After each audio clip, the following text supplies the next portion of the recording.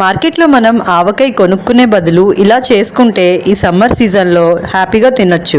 బయట దొరికే ఆవకాయలో చాలా ప్రిజర్వేటివ్స్ ఉంటాయి, ఇంకా అది ఫ్రెష్గా కూడా ఉండదు. ఒక కొలత పాత్రతో మనం 4 కప్పుల పచ్చి మామిడికాయలు వేసుకోవాలి. ఇక్కడ మేము గ్లాస్ బౌల్లో పికిల్ పెడుతున్నాము. గ్లాస్ అనేది పికిల్స్ పెట్టుకోవడానికి బెస్ట్ కంటైనర్. అదే గ్లాస్తో 1 గ్లాస్ కారం వేసాము.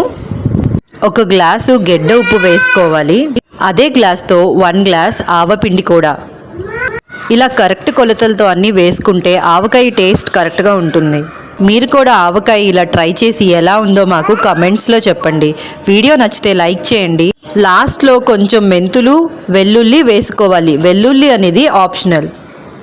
ఈ ఆవకాయ కొలతలకి 2 కప్పుల నూనె పడుతుంది. ఇలా అన్నీ వేసిన తర్వాత బాగా కలిపి పక్కన పెట్టుకోవాలి. 1 డే తర్వాత అది మనకి చాలా వరకు ఊరిపోతుంది.